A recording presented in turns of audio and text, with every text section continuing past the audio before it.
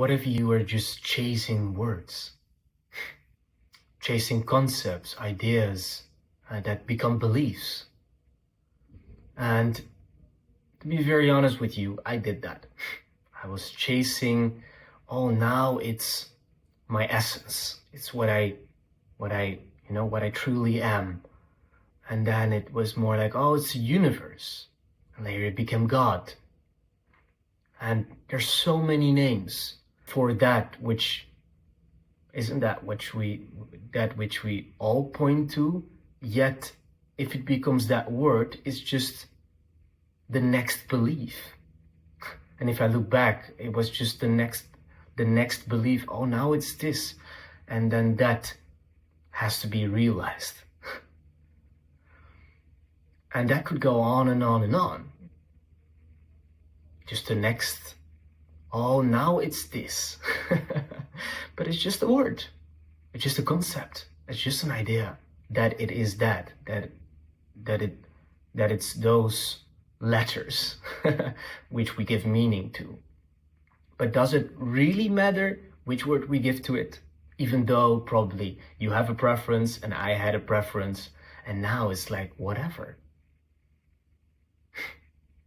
And it came to that moment through what I call the endgame questions. When I kind of stumbled upon them, I don't even know how to describe this, because everything I say are just words, right? Yet in the story, I stumbled upon it and I'm not seeking anymore to realize this or realizing God within, or realizing the source within, and that, ultimately it would lead to enlightenment.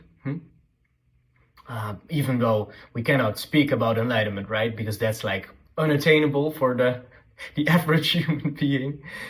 Yet I've never felt so light in my life. And so free. And it's so alive, even though, and that doesn't,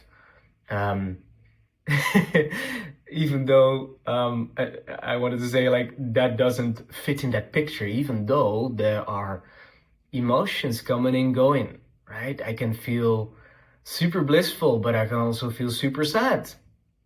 Not that long ago, my cat died, and I cried. And it was for 2 days. And then it was all gone. And in the past, it could have been suffering. But the suffering is out of it. I'm not also in that sense chasing or holding on to that I should do this and this and that I should feel like this, or that I should go through that process of grieving in some kind of way. There's just happening whatever is happening. And yeah, life is so full and empty both at the same time in that sense. And that all happened through the endgame questions, where the seeking ended. And I'm not chasing those words and concepts and ideas anymore, because it's just language. Yet, what is here without language? In other words, what are you without language?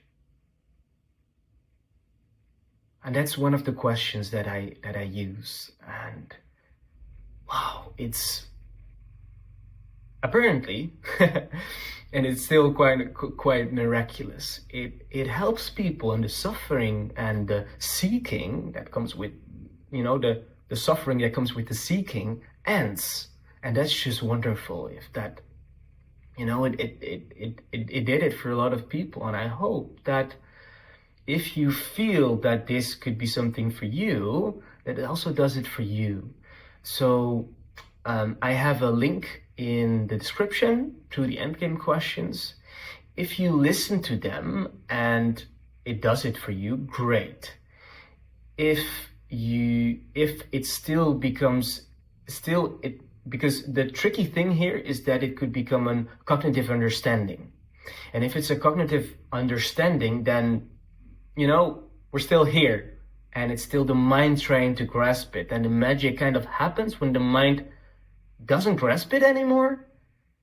And then it's all clear that it's all here.